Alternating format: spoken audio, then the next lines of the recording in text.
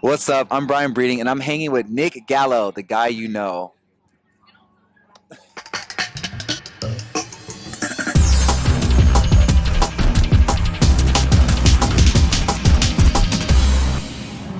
What's up? It's Nick Gallo, the guy you know. I'm here with the one and only Mr. Bryan Breeding. Bro, how are you? I'm great, brother. How you doing? First, I want to just ask you. I give you a lot of credit. I just want to ask you, as a person, how are you doing? Because, being an artist, bro, it's a lot. Being an artist is a lifestyle, and it costs and takes everything out of your soul to show up for people and be authentic on stage every day. But it's the biggest blessing, and I love what I do. And I'm good. I'm currently on the show number 15 on the tour, and my priority is basically to just hydrate, eat well, and get sleep. I don't blame you. You're doing it well. I will say you're doing it well. Thank you. I want to ask you, though, how does it feel? Because I know the tour began September 10th, Yes. and you're already almost a full month in. Yeah. How has the reception been to you? How have you liked it as a solo artist? How have you taken it in and just kind of have you had time to actually take a second to just appreciate That actually it? happened tonight. Like, I'm in Chicago, and there was something very magnetic and magical about the audience tonight. Like, I literally had to take a pause in my set and just like drink it in because like they were just so Yes. supportive and so loving. But I would say like every single city has had a different energy and a different Mhm. response, but everybody's been very receptive towards me and my music. I love that. I'm so happy for you. Thank you. One thing I want to ask you though, the meaning of your cover art for Platonic. I want to ask you, what's the meaning? How did you think of it? hmm And did you have like other ideas at first, or how'd you come up with it? So the symbol that I drew on my album represents the flower of life, and that to me, that evolves into the tree of life, and it's a spiritual symbol that like everything in the universe is connected, Hmm. and it's also like the origin of my story of how my spiritual journey began. So I wanted to put like a translucent figure of me in it because I haven't fully embodied it yet, Yeah. because this is just my first EP, and then as we will progress, I will embody and it will become more and more grounded because Nice. it's like it's very etheric right now, Yeah. and that's kind of the energy me and the team wanted to convey. Nice. Nice. I want to ask you though, like when creating the music hmm and creating 7 tracks, I hmm want to ask you, was like, did you have a whole bunch of tracks? Did you have to narrow it down, or were you kind of very, you know, you knew what exactly you wanted to put out, and you made exactly what you made? I went to the studio 7 times and came out with 7 songs. So I love that. the tracks were made in that moment, and my songwriter, his name's Sean Penn, Hmm. he wrote in that moment. So what we would do, I had the idea of like I want to do 7 songs on the EP. I want each song to represent an energy center in the human body, Hmm. starting with the crown, and the last record ends at root. And I gave him some brief ideas of like where I'm at with my stories Hmm. to correspond it with each song. So like Crown, for example, is about the crown chakra, and that's all about divine connection. So I was like, I really want this to be my prayer of the EP. I want it to be like an affirmation, and that's Definitely. why that song turned out that way. Yes. I love Root. Root Thank is, you. man, Yeah, that that's was a the good fun closer. one. I'm not gonna lie. Man, That's the jam right there. appreciate it. Oh, I want to ask you though, while performing all these songs, which song like surprised you? I guess performing like you became to like even more. Because I know there's some songs you're like, maybe I like how it was in the studio, but not Mhm. on the stage, and vice versa. I'm learning to like lean into the songs that are more challenging Okay. vocally. Like Platonic, I could do very easily. It was in a very comfortable register, but other songs like Heart and Power, I had to learn to love those songs in a different way because they are literally calling me higher Yeah. as a vocalist, as an artist and a performer. So each song just has a different energy, Yeah. honestly.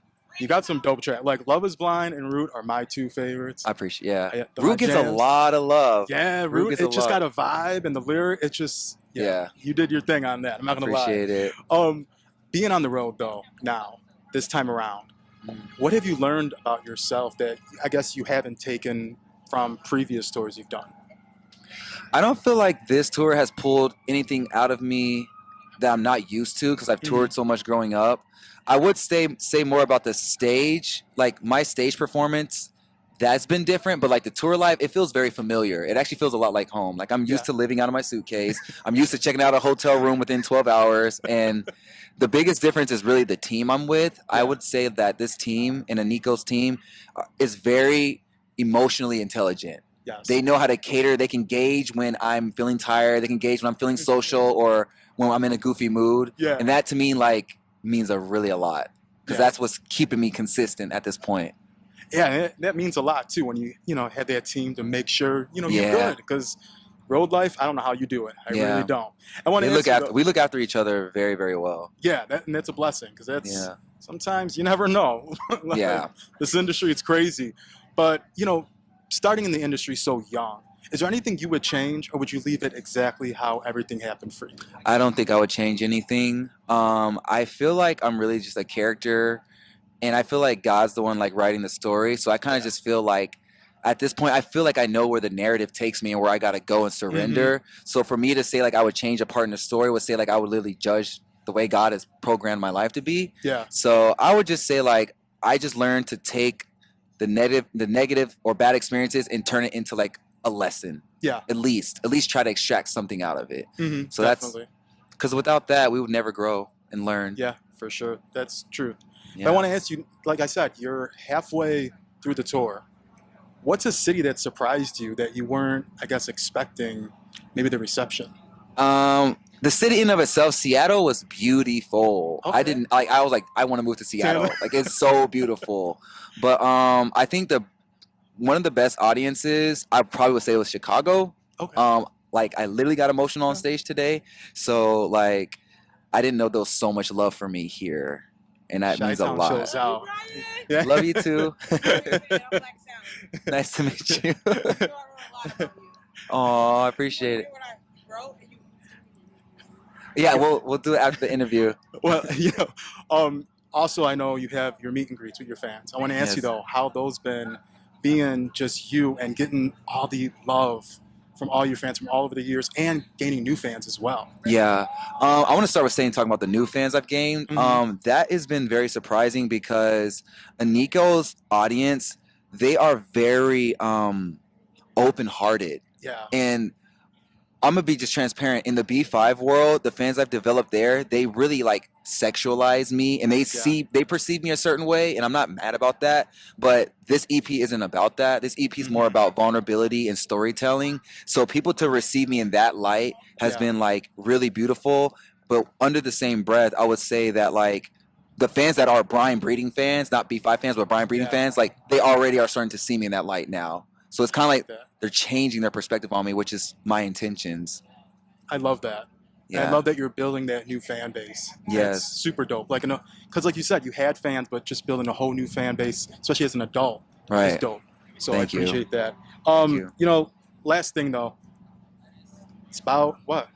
It's crazy we're in October. Yep. My birthday's in like literally 13 days. Oh, yeah. So we got birthday coming up. Yes. Got 33. holiday, 33, 33. Yep. and we got the holidays coming up. Yep. What do you want to do the rest of this year for your brand and your solo?